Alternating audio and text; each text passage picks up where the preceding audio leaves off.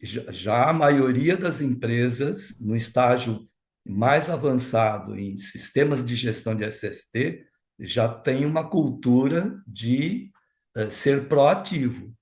Então, eles já estão tratando, usando dados, por exemplo, de incidentes, né? Então, dado aí essa cultura da proatividade. Então, antes que aconteça um acidente, vamos começar a monitorar incidentes.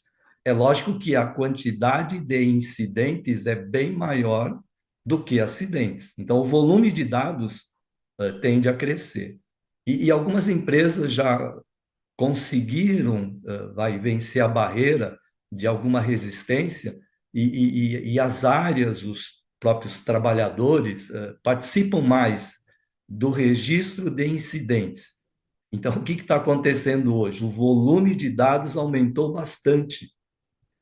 E se esse profissional de SST não souber lidar com as ferramentas básicas para tratar esse volume maior de dados, não vai saber o que fazer. E lembra lá, quando o gerente, o diretor, numa reunião perguntar o que é que eu tenho, o que é que nós temos que fazer? Imagina esse profissional que só apresenta um gráfico com a média de incidentes por mês. Aí o diretor pergunta, mas e daí? O que é que nós temos que fazer? Né? Então, você vê o desafio, né? Nós estamos olhando essa faixa de idade de 20, 25, 29 anos que está entrando no mercado. Além de saber usar essas ferramentas, ele tem que desenvolver esse modelo mental de saber tratar os dados, né? Olá, pessoal. Eu sou Alexandre Guzmão, da revista Proteção. Estou aqui para apresentar o Proteção Tendências. Hoje, o meu entrevistado é o engenheiro César Ken Mori, engenheiro de segurança do trabalho, professor de cursos de SST, diretor do Instituto IDEC 21 e ex-presidente da Abrafizete. O César vai conversar com a gente sobre novas tecnologias e suas aplicações junto à segurança e saúde do trabalho.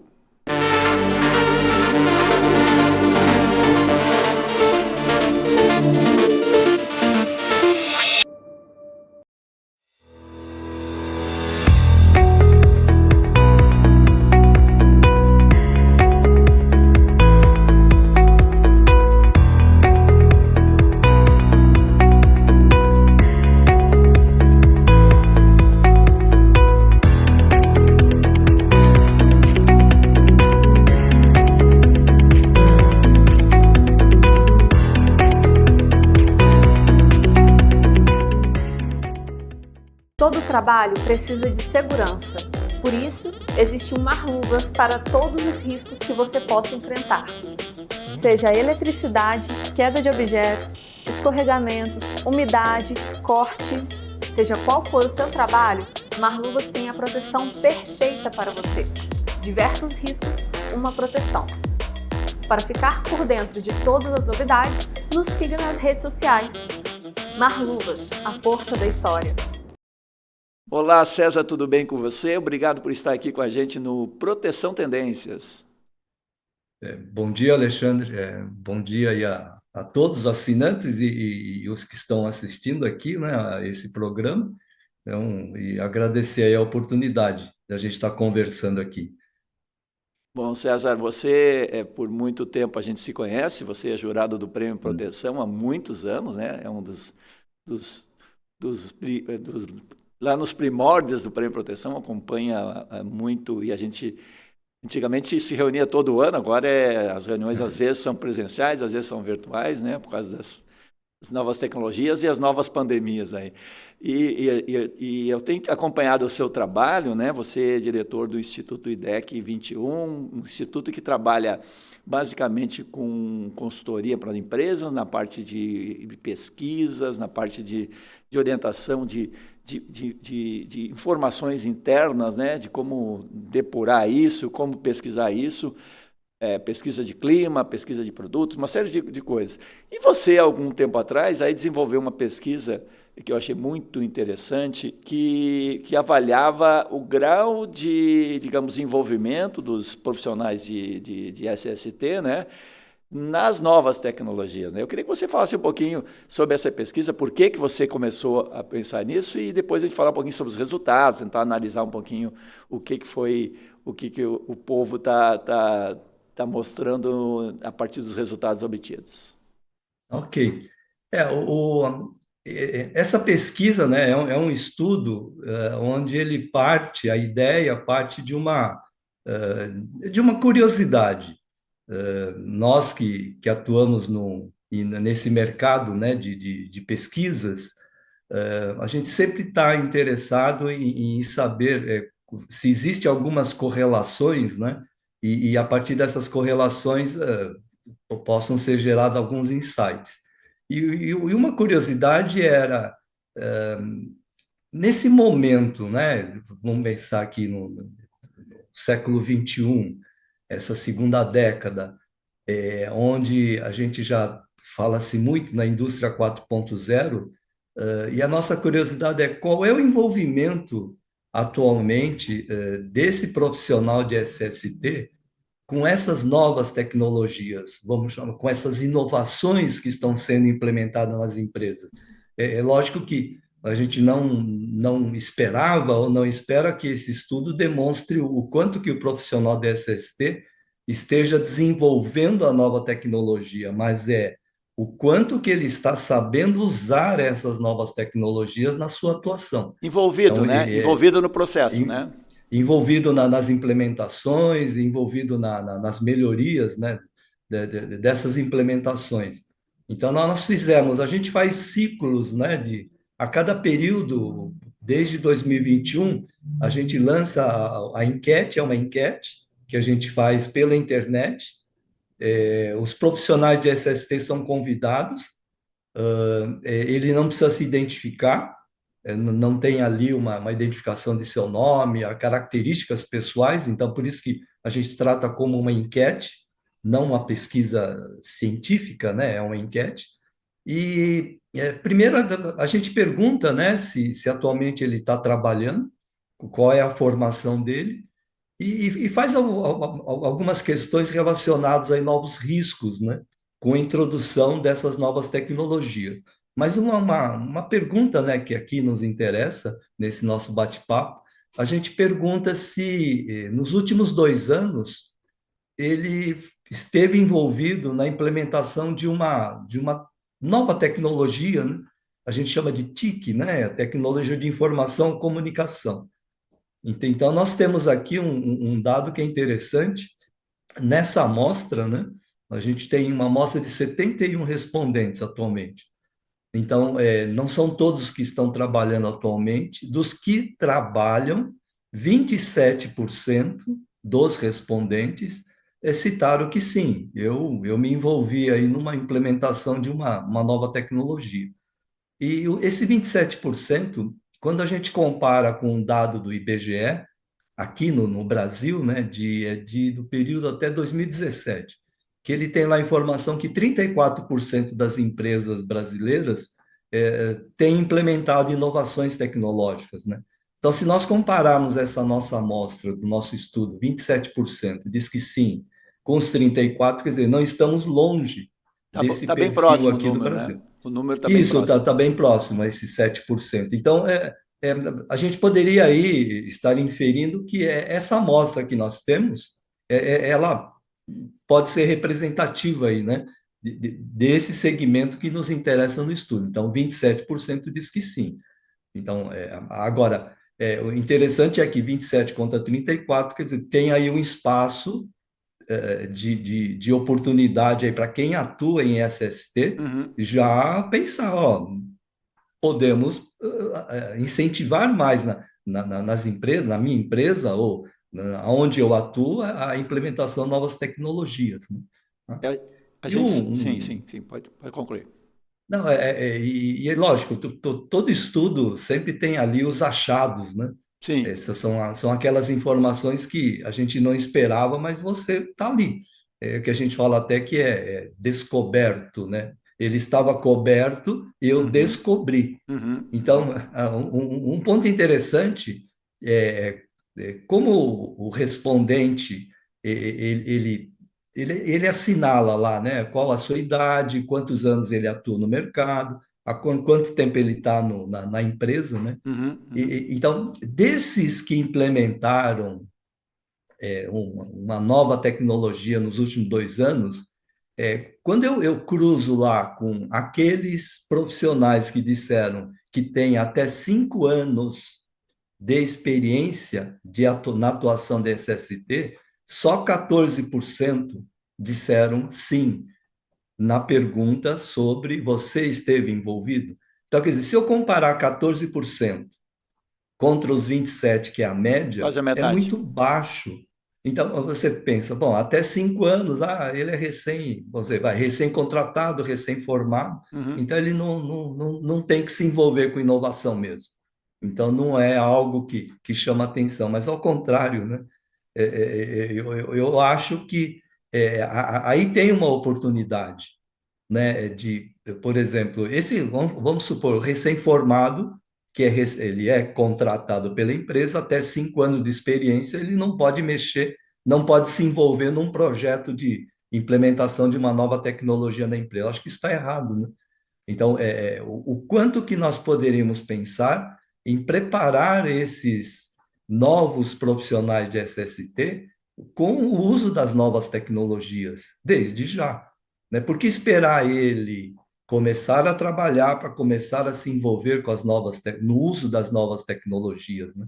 Então, esse foi um achado aí da nossa pesquisa, né? Desses 14% contra os 27%. E Até, se a gente pegar até porque o ele seu- traz um olhar jovem, né? Obviamente que se a gente pegar o pessoal da nossa idade, né? Acho que nós somos mais ou menos contemporâneos, mas a gente já passou por muita coisa, mas nessas questões tecnológicas, você é um maluco por tecnologia, isso aí, Sim, você é fora da curva, mas o padrão é que a pessoa com mais idade esteja mais afastada das tecnologias. Então, o jovem, ao contrário, o jovem já é digital, né, já entra com outra cabeça. Então, tem todo sentido que seria o contrário, né? O jovem trouxe, não só estivesse envolvido, mas provocasse as mudanças nas empresas, né? Então é interessante esse espaço, né? Essa oportunidade que você está colocando aí, que existe das pessoas jovens estarem mais antenadas para serem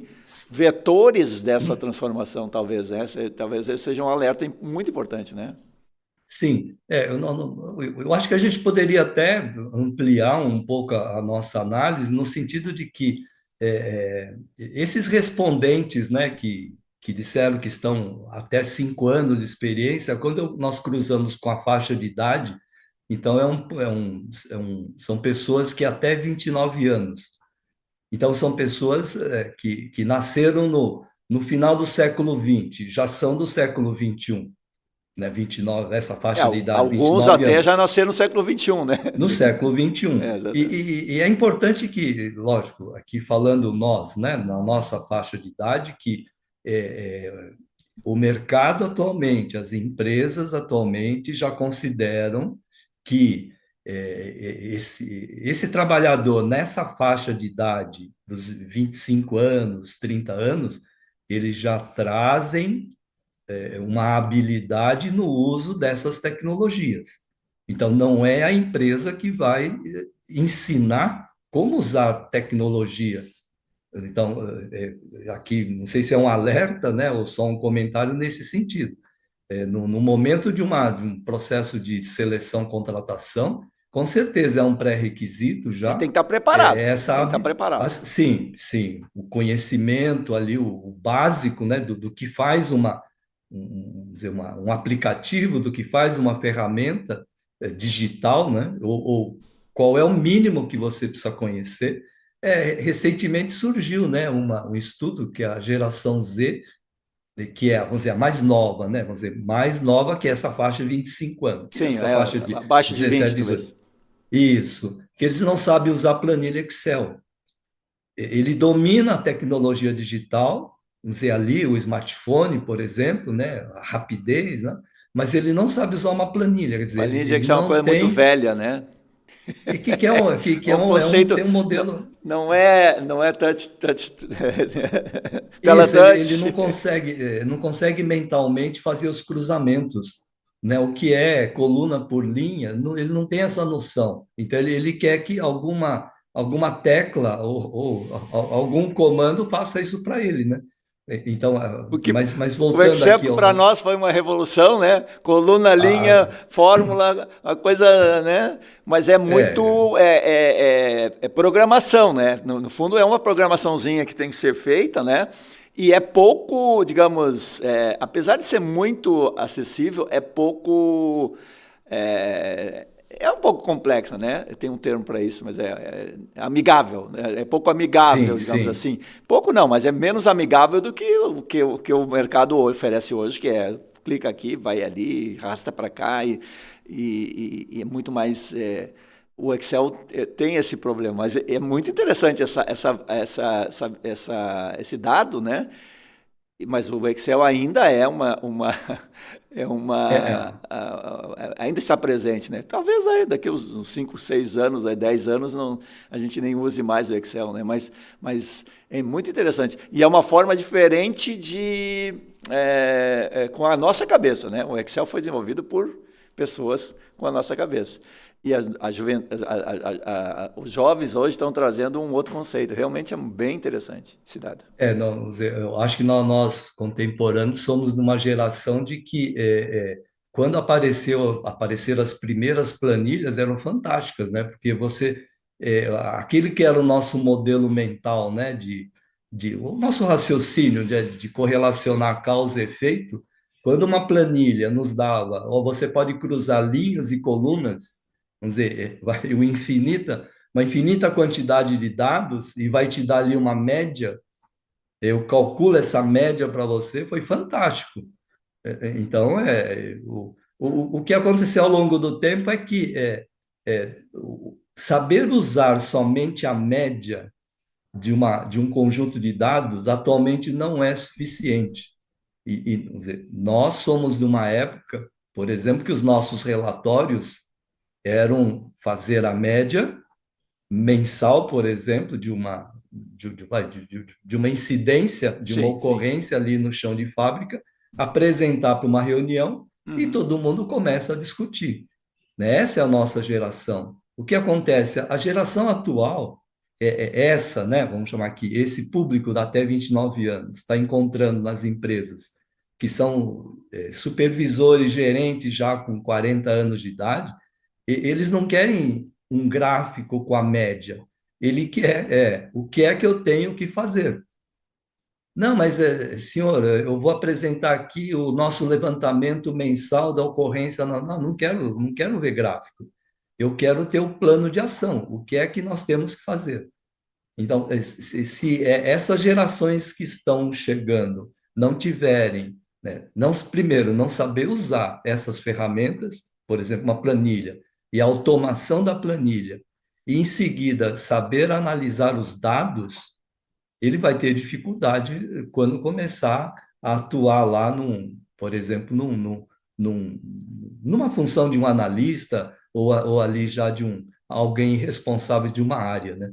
Então, o que a gente sabe que essa preparação de você saber analisar dados, identificar ali os pontos importantes, os insights, para propor planos de ação. É isso hoje que as empresas desejam, né?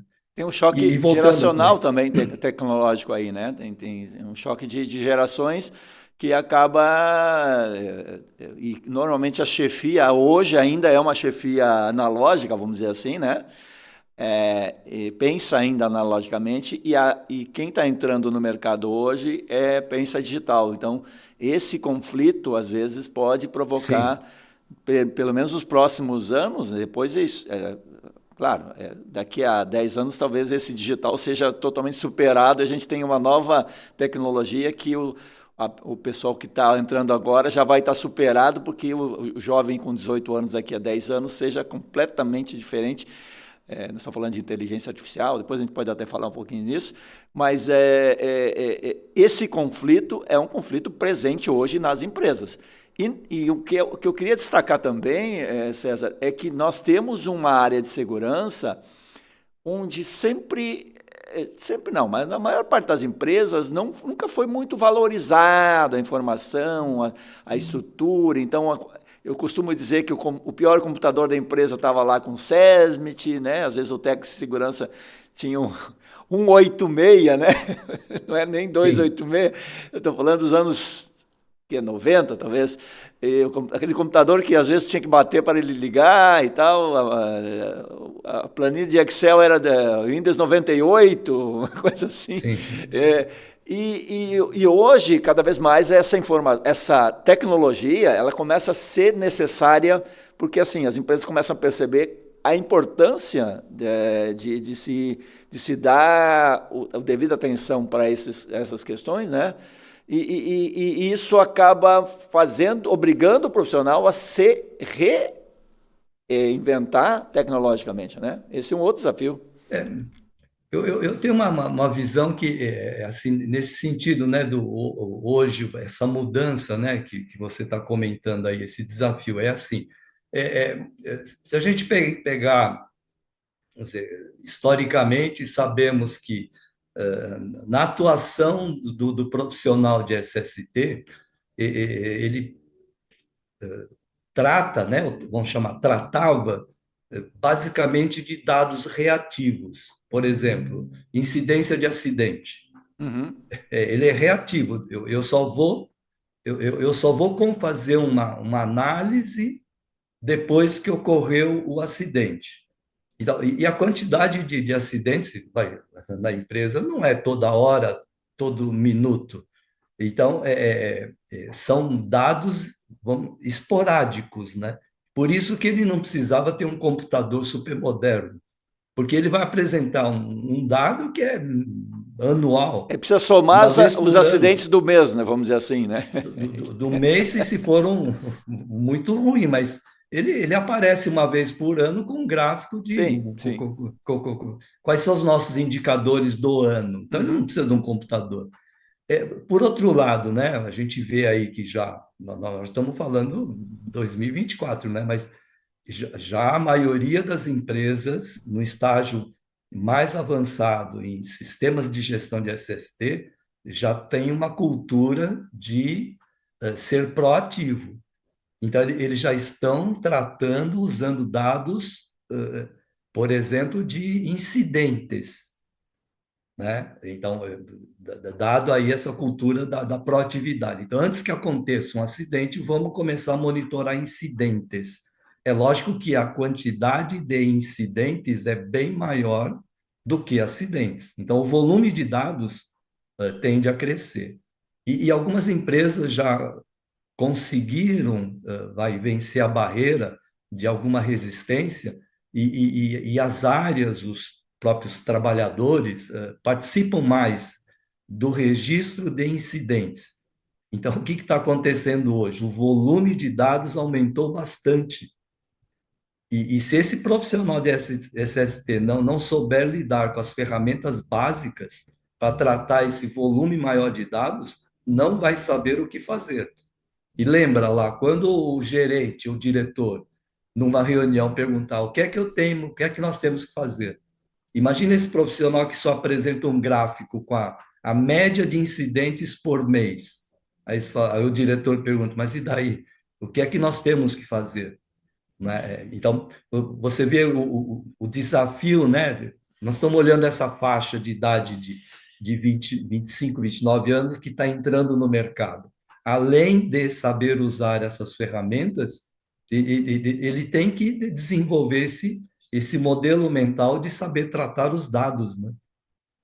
E aí eu queria só complementar, Alexandre, que o interessante no nosso estudo é que, nesse caso aí, né, se nós pensarmos em analisar as incidências, né, de ocorrências de um quase acidente, de algum desvio, se nós pegarmos o profissional que já tem, vamos pensar, 25 anos de experiência.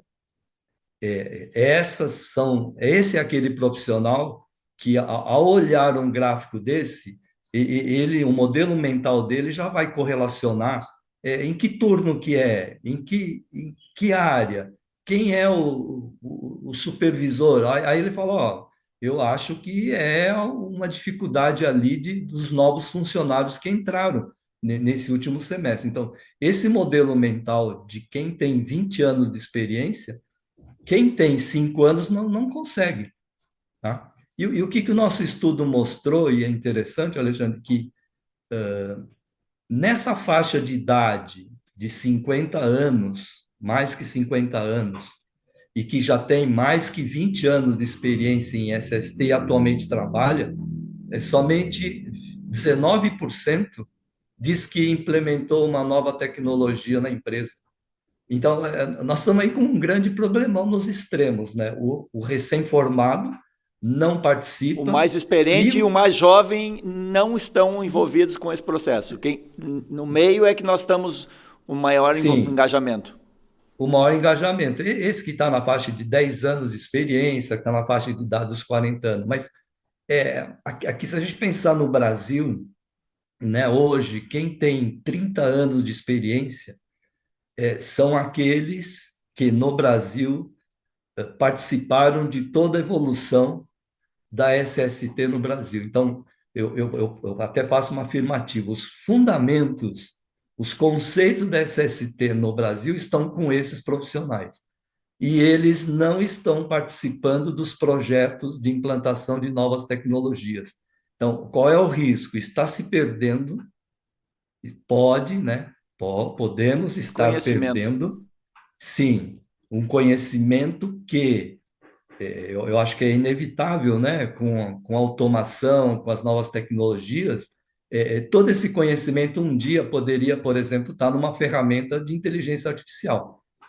No entanto, se esse profissional que tem toda a experiência e tem esse conceito, ele reage contra a nova tecnologia, esse conhecimento vai se perder. E, por outro lado, os novos profissionais de SCT que estão chegando agora vão perder tudo, tanto tecnologia quanto conhecimento, né? Então eu acho que ali um achado, né, que a gente é preocupante e eu acho que deveríamos, né, pensar em como, primeiro, né, como adiantar um pouco mais para o recém-formado esse acesso mais rápido a essas novas tecnologias, ao uso das novas tecnologias. E esses profissionais, vamos chamar mais antigos, como é que a gente pode absorver esse conhecimento adquirido, dar um tratamento e introduzir nas novas tecnologias, né? Eu acho que é um desafio. Um dos caminhos desse tipo, a gente conhece muitos profissionais aí, você, sua experiência, a gente sabe daquelas pessoas que registram, né? Registram essa informação. Uma das coisas é o livro, né? Palestras, um Sim, vídeo como esse, dar entrevista ou um artigo numa revista, na Proteção, ou qualquer outro espaço. Isso talvez seria uma forma, porque daí esse conhecimento ele sai da cabeça, né? Ele é registrado de alguma forma, porque a tecnologia não consegue ainda entrar na cabeça da pessoa, ainda não. Talvez algum dia vai chegar, vai botar um chipzinho aqui e vai dizer, ó, o que o César e o Alexandre conhecem, que vão pegar e vão roubar tudo isso aí e botar num banco de dados.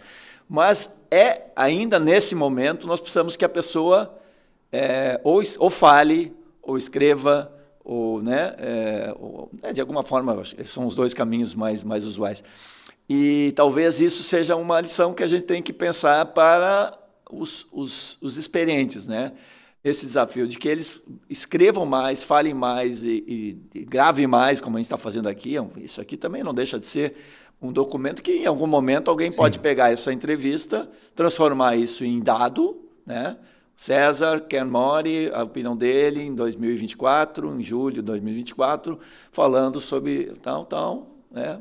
falou sobre isso. Isso pode, em algum momento, isso pode ser usado lá na frente. Esse sentido de história, muitas vezes as pessoas não têm, né? Eu conheço muitas pessoas que escrevem bastante e têm por causa disso, porque eles têm o que escrever, até porque já passaram por muita coisa na vida, né? Às vezes a experiência não é tão boa, às vezes são boas, e esse conjunto de experiências acaba sendo o reflexo daquele momento, né? Então, se nós pegar lá um grupo de 100 pessoas com 30 anos e todos escreverem alguma coisa, daquilo ali tem coisas que talvez não sejam tão importantes, mas vai ter muita coisa rica contando as histórias, contando os processos, contando de como se fazia nesses últimos 30 anos e isso Sim. alimentar o futuro, não tem conhecimento sem o passado, ou seja, conhecimento é exatamente isso. E eu queria que você falasse também de uma coisa que a gente está hoje alimentando, a informação está vindo, né, de uma forma muito frenética. Hoje nós temos acesso a milhões e milhões e milhões de informações, só que isso acaba não sendo conhecimento, né? Eu acho que esse processo, eu acho que é importante a gente falar. Informação é diferente de conhecimento e do resultado que isso vai acarretar na melhoria do nosso processo, na melhoria da segurança e saúde do trabalhador, na melhoria da valorização dos profissionais que atuam nessa área. Eu acho que a gente está comentando novamente aí, né, da nossa geração. Acho que no fim a gente vai ter que falar a nossa idade, né, a nossa faixa de idade, mas minha formação básica é engenheiro mecânico, né? Mas eu sou da geração, então comecei a trabalhar na década de 80, que aqui no Brasil eu participei, né, da implantação aqui no Brasil dos conceitos de controle da qualidade e depois de sistema de gestão. E na época, lá, a principal ferramenta, né, que a gente via lá, e a referência era do Japão, era o controle estatístico de processo. Então, era você dar o tratamento estatístico naquelas informações que você tinha ali na produção. Como qualidade é erros de montagem. Então, esse volume de dados que na época nós começávamos a ter acesso, aí a gente ia na planilha na nossa época era uma tabuada lá, X por Y, e começava a plotar na mão os gráficos. A partir da análise dos gráficos, você fazia ali algumas inferências e tomava as decisões. Então, com o computador e com as planilhas eletrônicas, nossa, ficou muito mais fácil, né, você fazer essa análise estatística. E atualmente, com a inteligência artificial, né, o Excel hoje já traz, né, inteligência artificial lá no copilote dele, e você não precisa mais saber fazer média, você só pede para ele.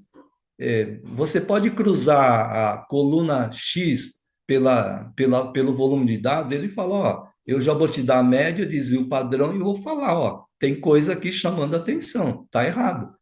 Então, você não precisa saber mais a estatística, mas você precisa saber fazer a pergunta.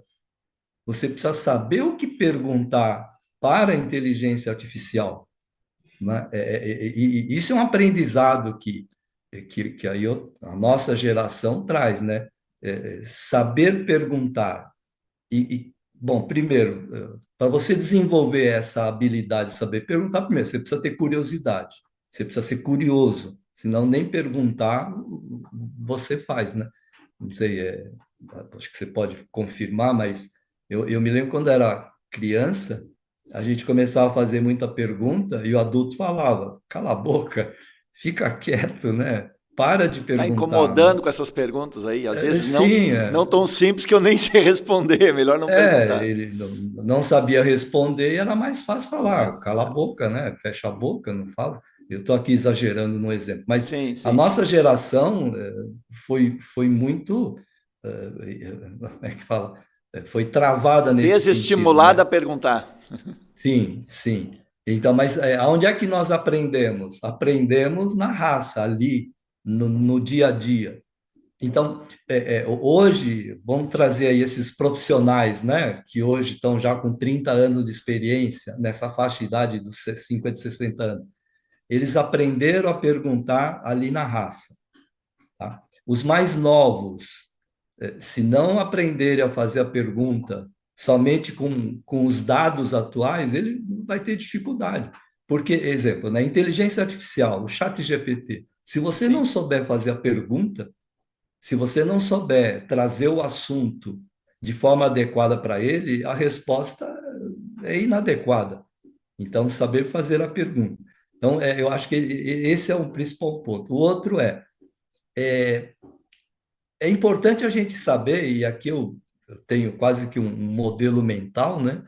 É que ter em mãos somente dados, um conjunto de dados, uma base de dados, não serve para nada. Eu preciso transformar esse conjunto de dados numa informação. E como é que eu faço isso? Estudando as correlações. Exemplo, lá, eu tenho lá uma base de dados de 6 meses de incidentes que estão ocorrendo na fábrica como um todo. O que eu faço com isso? Só vou calcular a média? Média mensal, média semanal? Não serve para nada. Agora, começa a fazer o cruzamento por área, por turno, por equipe, por tempo de experiência do funcionário da equipe. Quando você fizer esse cruzamento, aí na hora surge, né, algo que é um desvio ali, por exemplo, né, os recém-contratados lá do setor de armazenamento, a maior incidência de ocorrência, de incidentes, né? E é ali que eu Você tenho que veja. trabalhar, né? A prioridade Aí é você vai ali. ter uma informação. Sim. E dessa informação você vai trabalhar, já vai ter uma ação, ação chama imediata, né? Uhum. Então você transformou dados em informação. Em seguida, aí, lógico, aí você vai se aprofundar, né? Nessas informações desenvolvidas. Se você for entender ou você conseguir identificar padrões, determinados padrões, o que são os padrões? São aquilo que se repete. É o que hoje no mercado fala o algoritmo, né? O tão desejado algoritmo que todo mundo corre atrás, né? O que é um algoritmo? É um padrão.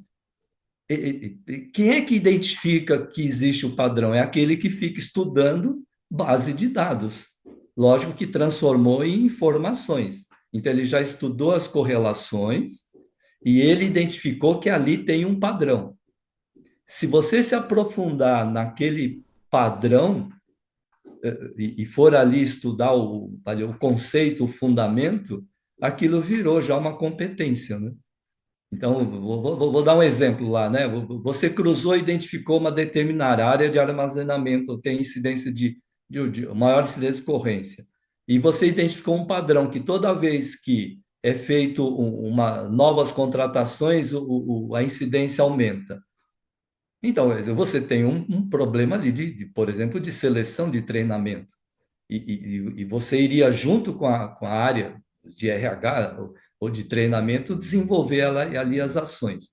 Então, aquela informação gerou um conhecimento que é suficiente de você ir negociar, conversar com as outras áreas e convencê-la deles corrigir o processo deles. Sem esse conhecimento, não consegue, né?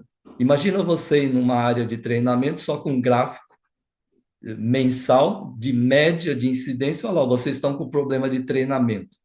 Ali, exemplo, do operador de empilhadeira, novos contratados. Ele vai falar, não pode ser. Agora, se você for lá e mostrar que tem as correlações e a base de conhecimento, você vai convencer essa área. Então, a visão muito proativa, né? Antes da ocorrência do incidente, você já está atuando, né? E ali você teria novos entendimentos. Então, esse ciclo, né? Transformar dados em informações por meio do entendimento das relações que existe e depois aprofundar um pouco mais para identificar um padrão, é o que gera conhecimento. E se você se aprofundar nos fundamentos, aí gera a competência, né? Então, eu acho que isso é um ciclo, né? E essa nova geração, é, eles têm uma grande, eu acho, né, uma grande vantagem que tudo isso está vindo automatizado para eles, né? A inteligência artificial está facilitando muito. Você só precisa saber alimentar dados nessa inteligência e saber fazer a pergunta, né? E tenho, Isso, né, Alexandre, permita um comentário que claro. aí é uma visão minha, né?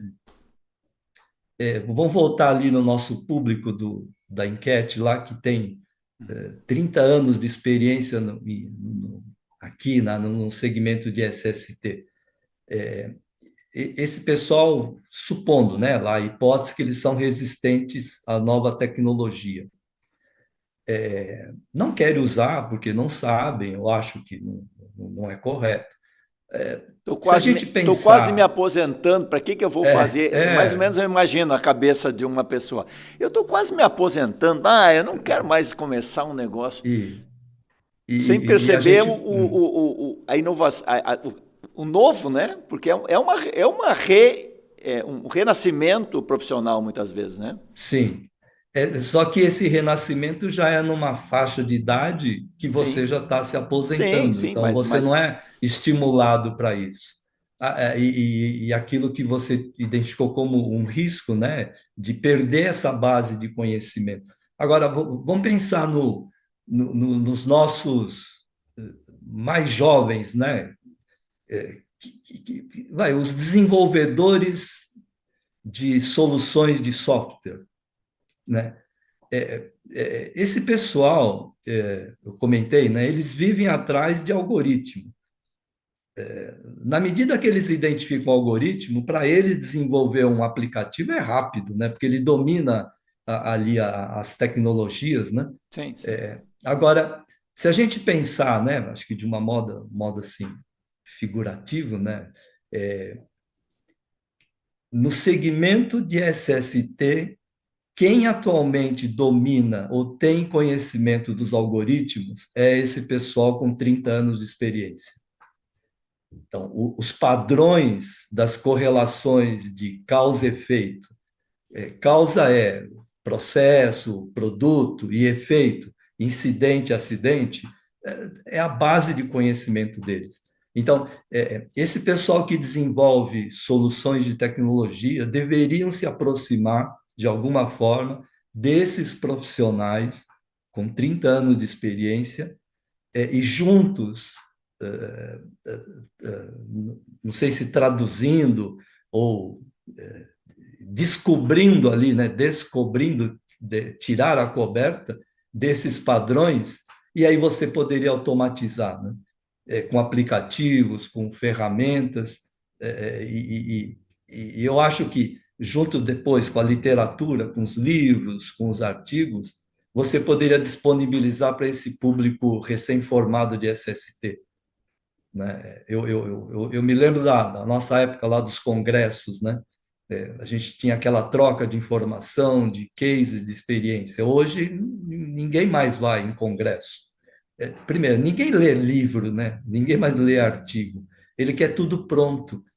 Então, por que não traduzir essa base de conhecimento do pessoal que desenvolveu o SST no Brasil nesses aplicativos? Muita gente pensa, mas pô, direito autoral, eu acho que base de conhecimento não tem direito autoral, né? Primeiro, esse conhecimento não foi desenvolvido, ele foi uma soma de outros conhecimentos de outros profissionais, né? Então, não tem um autor, né? Então, esse é um comentário que eu faço nesse sentido, né? De você ter aí esse profissional, né? Mais antigo, de como é que você pode manter o legado deles, Usar né? essa informação. Você falou uma coisa que eu achei brilhante. Você falou uma coisa que é, essa distância, quer dizer, esse profissional não está sendo, não está entrando nos processos, né? Eu fico imaginando numa empresa, vamos imaginar uma empresa uma grande empresa que tenha, vamos lá, soluções de tecnologia e tal. Quem está no processo hoje, você falou aí, acho que nas pontas os caras não estão, né? Então os mais experientes não estão nesse processo. Então quem está no processo hoje são pessoas que não têm tanta experiência quanto esses senhorzinhos aí da nossa idade, né? Sim, E a gente desqualifica o processo. Isso, achei brilhante essa sua análise, porque sim, se eu pegasse o senhorzinho da nossa idade, que conhece tudo, conhece tal, que ele não está ligado nisso, e não está porque a empresa talvez até queira que ele esteja, mas ele não está, a gente qualificaria muito o processo. Porque essa experiência e a tecnologia somadas dariam um resultado muito mais eficiente. Então, por exemplo, se eu desenvolvo uma funcionalidade de um software, vamos imaginar assim, com a cabeça de quem está mais recente, talvez eu não tenha a amplitude de uma funcionalidade que fosse proposta por uma pessoa que tem essa experiência de já viveu muito mais, né? Eu achei brilhante sim. essa sua consideração e essa análise. E esse é um gap que nós temos, né? É um gap porque a gente tem tecnologia, mas o conhecimento muitas vezes não entra, né? Acho que somando, né, se nós pensarmos, né, em aplicativos, soluções, né, tecnológicas que tragam conhecimento, mas principalmente tragam os fundamentos, os conceitos da SST básicos, né, aquilo que é a origem. A gente fala que é fundamento porque são coisas que não se discutem, né? Eu não discuto fundamento. Mas se esse fundamento vier junto com o aplicativo, esses novos profissionais eles vão receber tudo, né? Além da automação, vem junto o fundamento, né? O conceito, o porquê que eu estou, por que nós estamos realizando esse teste? Por que que o meu aplicativo analisou uma base de dados, de medições que eu faço, e ele apontou que, ó, não, você precisa fazer uma correção, fazer um ajuste. Mas aí eu teria que ter acesso também aos porquês, né? Você lembra, né? O saber fazer a pergunta, né? Se esse novo profissional que está chegando, ele simplesmente falar, não, faça isso, ele vai lá e faz, perdeu o fundamento. Então ele precisa saber perguntar, mas por quê? Por que que essa análise concluiu-se que eu preciso adequar o processo? Aí alguém tem que responder, né? E se a resposta trouxer o fundamento, o conceito, esse aprendizado, essa sabedoria já foi transferida para esse novo profissional, né? Tem uma visão também que eu acho interessante, que aqui, lógico que é uma opinião minha, né? Você comentou ali de que hoje quem é que está mais participando da implantação das novas tecnologias é esse profissional que está no meio, né? 10, 12 anos de experiência. Como ele está, lógico, aqui eu estou criando uma situação hipotética, né? Não estou afirmando nada, porque não tem nenhum estudo, mas se ele está tendo essa oportunidade de participar na implantação de novas tecnologias, mas ele não tem o fundamento, ele pode estar criando um viés. E aí, a pior situação, ele começa a dar uns nomes estranhos aquilo que é o fundamento da SST. Então, Ele começa a começa a criar. reinventar, né, uma E coisa que já foi inventada lá atrás, né? a SST no Brasil, que foi inventada lá atrás com fundamento, com conceitos. Então, esse viés vai criar eu apliquei e deu certo. Mas como eu não conheço fundamento, eu pego e faço qualquer correlação e digo que é isso daí, né? Aí vou trazer, né? Exemplo de novo, essa é a minha visão, né? Você começa a usar, denominações, um vocabulário que não é apropriado com a situação no Brasil, né? Um exemplo é a certificação ISO 45001, né? Hoje a referência é uma norma internacional. E sabemos que aqui no Brasil você tem toda uma base regulatória que ela precisa ser atendida. Então, as adaptações da norma ISO 45000 no Brasil devem ter característica que é só do Brasil. E é esse conhecimento que deveria estar sendo divulgado, né? E que depende muito desses profissionais com uma maior experiência. Que o estudo está mostrando que ele é um pouco, uma inferência aqui, que ele é resistente às novas tecnologias. E não tem como, né? A nova tecnologia é o que vai absorver e transmitir, né, esse conhecimento. Muito bom. Eu vou cometer uma inconfidência aqui. Na semana passada a gente se reuniu em São Paulo para fazer o prêmio com proteção e depois que a gente encerrou a reunião, eu estava encerrando lá e o César, que normalmente vem com boas ideias, né? Ele me disse, eu queria conversar um pouquinho com você. A gente continuou batendo papo, acho que mais uns 40 minutos depois que terminou a reunião, que foi o dia todo, e ele participou o dia todo. E o César, com essa capacidade metódica, né, de ser uma pessoa acostumado com pesquisa, com análise de dados e tal, ele, inadvertidamente, mas depois com a minha autorização, ele tomou a liberdade de cruzar informações dos jurados, né? A gente fez a avaliação do prêmio para os jurados, com uma avaliação paralela, vamos dizer assim, né? Que ele fez pegando os cases e passando no site GPT, fazendo as perguntas certas, né, César? Que é importante. E chegamos a alguma conclusão que os nossos jurados estavam muito perto do resultado que o site GPT acabou apresentando.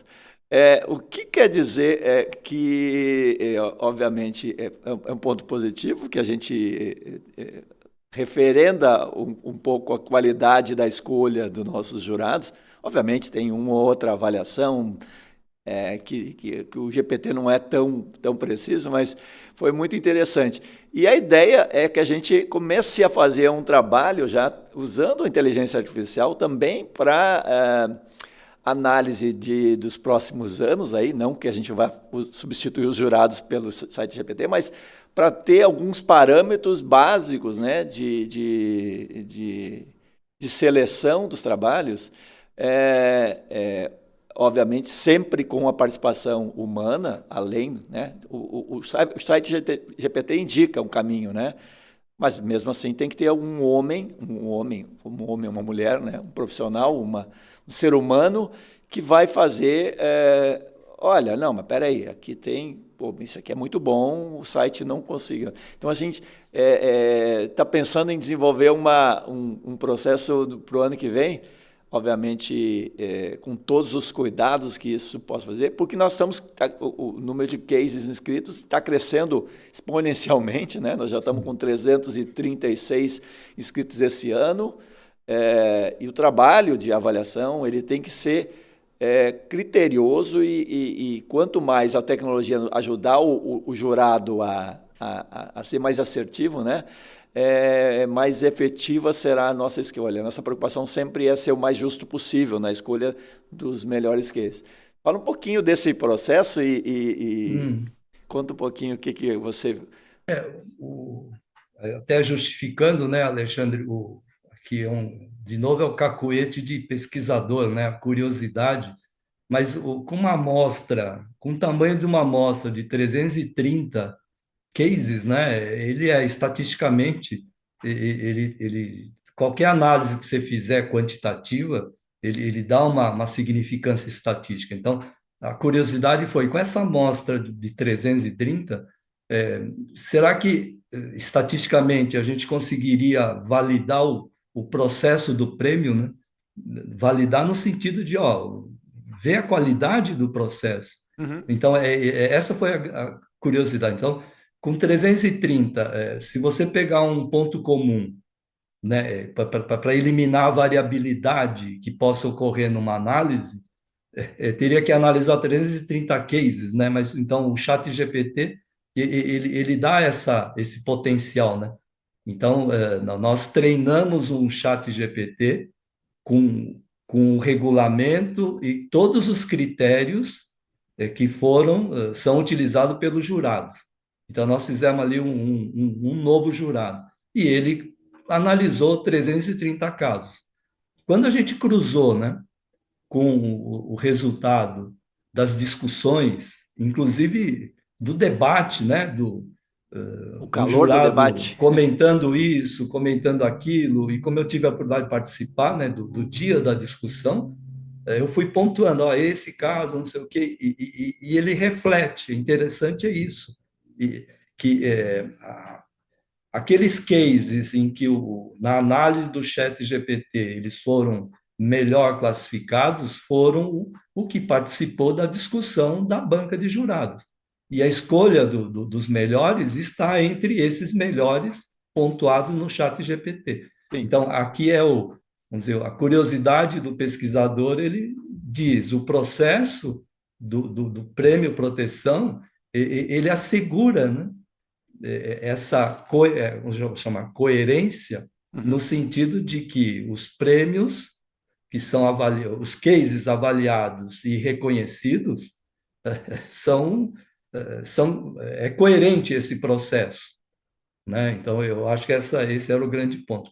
E o que eu acho que é a oportunidade de você usar a ferramenta do chat GPT é que você tem a oportunidade de ir treinando um pouco mais o chat GPT. O que seria isso? Comentários que surgem nas discussões, nas avaliações do jurado, você vai realimentando a análise no chat GPT.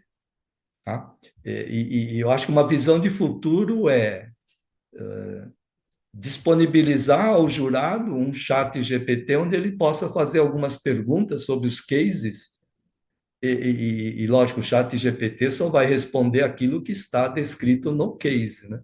Ele vai servir como ferramenta de apoio, até o nome é esse, assistente, né? Uhum. Ele vai ser um assistente do jurado para análise e decisão.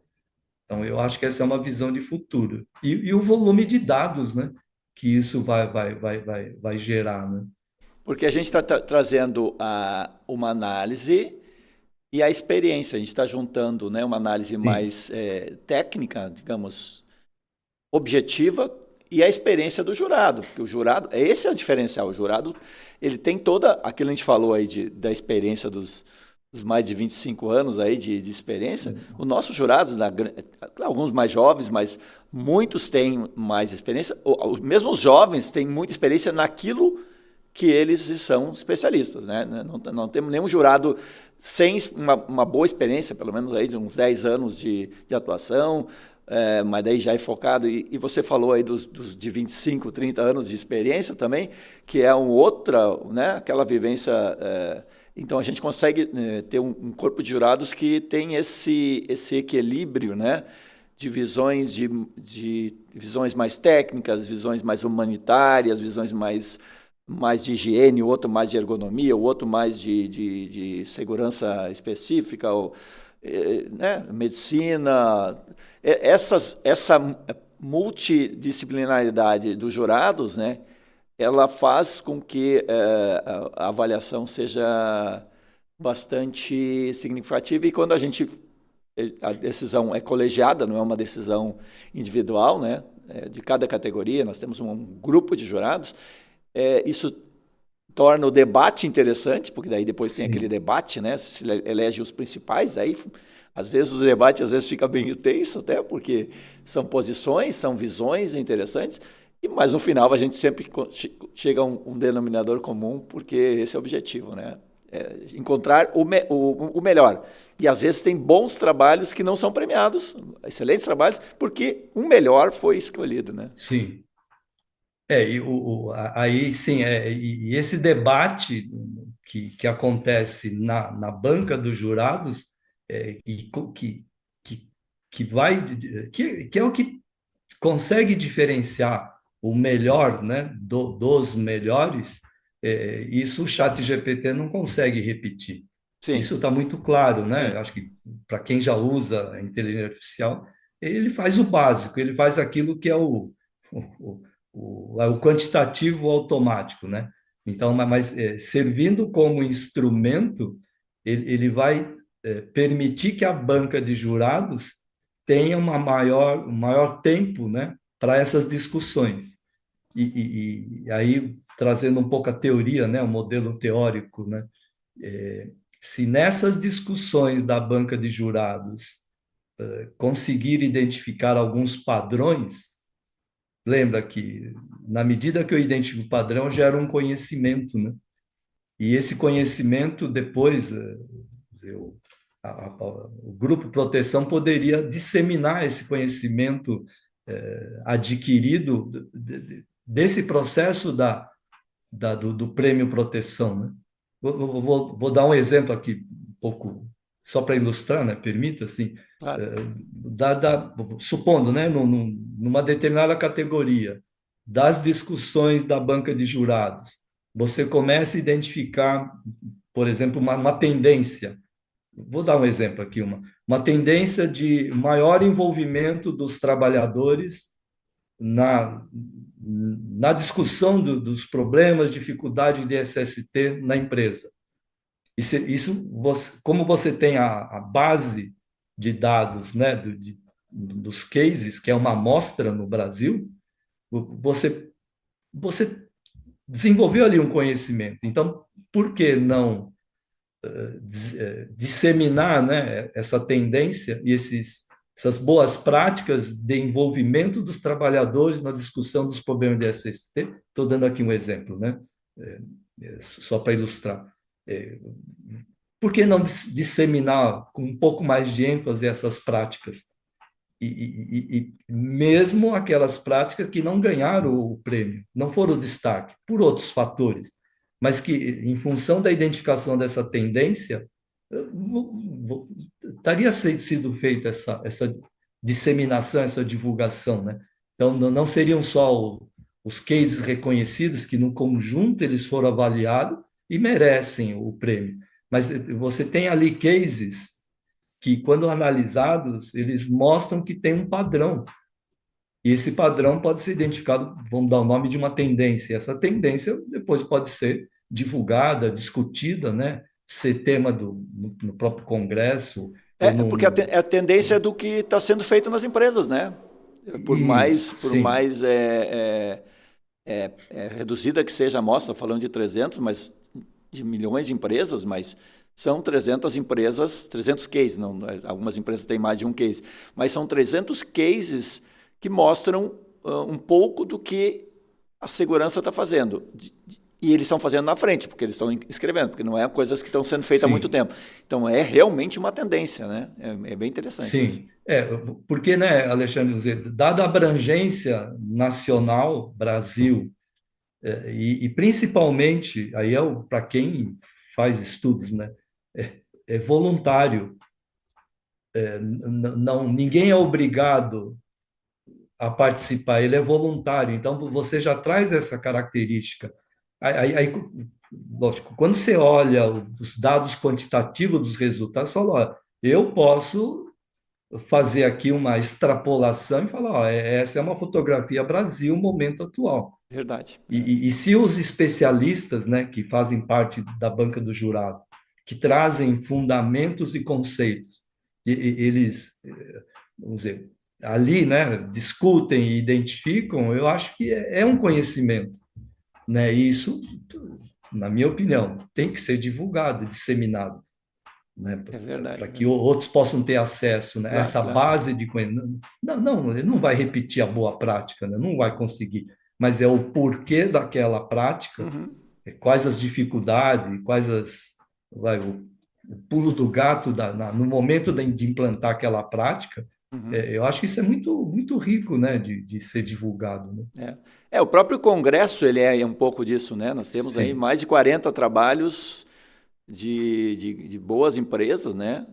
Pequenas, médias e grandes, mas principalmente médias e grandes, fazendo essas ações e inspirando outras empresas. Esse é o espírito do prêmio sim, também, além de reconhecer o trabalho, é servir de inspiração para que quem está no mercado diz, olha, eu preciso ver o que as boas empresas estão fazendo. A gente publica também na revista, mas o congresso que a gente realiza em Sim, novembro é um pouco disso, né? Você está propondo, inclusive, que a gente pegue os não premiados também, mas os premiados já dão uma, uma força, né? Do que o Brasil está fazendo. E a gente percebe, você é jurado, acho que, se não no primeiro ano, mas das primeiras edições, a gente percebe a evolução ano a ano dos cases das empresas, cada vez melhor, cada vez mais focados. Essa evolução é muito interessante. E é um pouco da história, né? O prêmio ele acompanha, nos últimos 20 anos, a história da segurança e saúde do trabalho no Brasil. Então, é bem isso que você colocou. Nós estamos mostrando o que está acontecendo e a tendência para o futuro, né? sim. E aqui, acho que dando aqui um recado, né, para quem está vendo aqui a nossa conversa, o Congresso permite que aquele profissional vá lá e faça uma pergunta. E faça uma pergunta para quem implementou aquela prática reconhecida, né? Uhum. Que melhor oportunidade existe, né? Você não precisa agendar, não precisa. Bom, primeiro, não precisa identificar ali quem foi, agendar, não, não. Você vai lá no Congresso e faz a pergunta, né? Eu acho que oportunidade melhor que essa, né? Você saber que foi selecionado por um processo, foi reconhecido e está lá apresentando e aberto a perguntas, né? Muito Aí, interessante. eu acho que é onde todos têm, né? E tudo isso gera, né? Vamos dizer, você dissemina conhecimento, né? Conhecimento. Acho que esse Sim, é isso que a gente sim, começou a falar de informação e daí a gente começa a consolidar em conhecimento. sim. César, eu queria te agradecer esse Ó, papo maravilhoso aí, foi muito gostoso conversar com você. Te agradecer. Se quiser fazer algum comentário final, por favor, fique à vontade.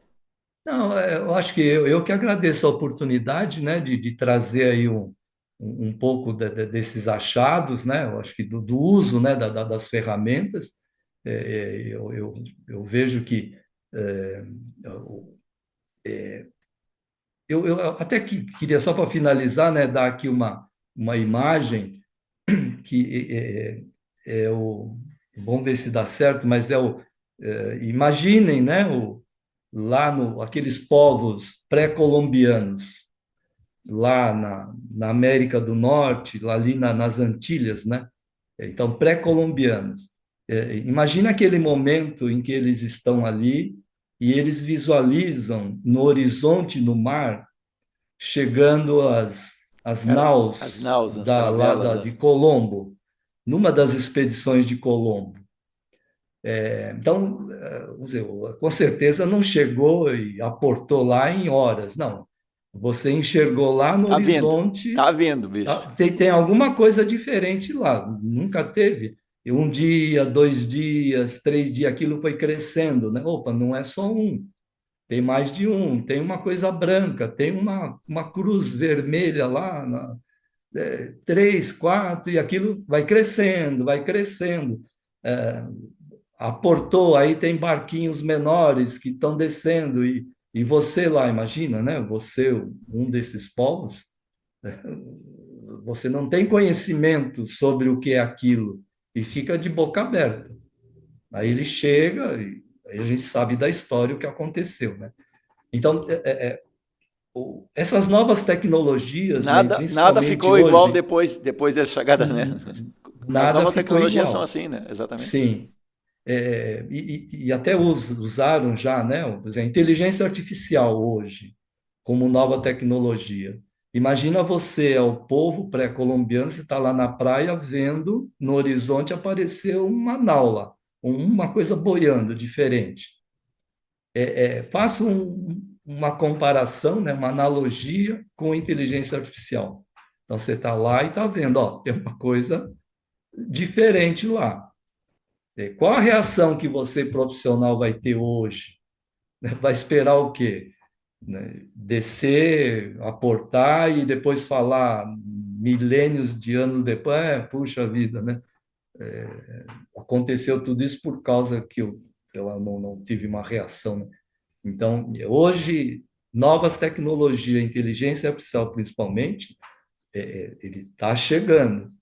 E se a gente não se preparar, não se adequar, a história se repete. Então, só essa analogia nesse sentido, né, de que ó, alguns estão enxergando ali e já estão se Tem que mexendo. se mexer, porque é É inevitável, né? isso. É um processo que vai mudar a vida das pessoas. Se a gente quiser fechar os olhos e fazer de conta que não está acontecendo, é um caminho, mas não vai dar em boa coisa, porque alguma coisa vai mudar na nossa vida, né? Com Sim, certeza. sim, essa é a analogia, né, desse case aí que estão usando, né? E aí acho que aí um pouco a nossa pesquisa que essa enquete nós fizemos os mais novos e os mais antigos têm que se mexer um pouco mais, né? Ou outros ajudarem a se mexerem, né? Eu acho que aí é um pouco, né, das oportunidades que existe para nós todos, Muito bom, ok? muito bom. Obrigado, César, pelo esse bate-papo. Eu que Foi agradeço aí, muito interessante. Alguns aspectos aí bem relevantes para os nossos profissionais. Eu queria te agradecer, então. Então, estamos ok, Alexandre, encerrando o nosso obrigado. Proteção Tendências, que hoje ouviu o meu amigo César Ken Mori falando sobre novas tecnologias. Na semana que vem, a gente volta com mais um Tendências. Até lá, pessoal. Tchau, tchau.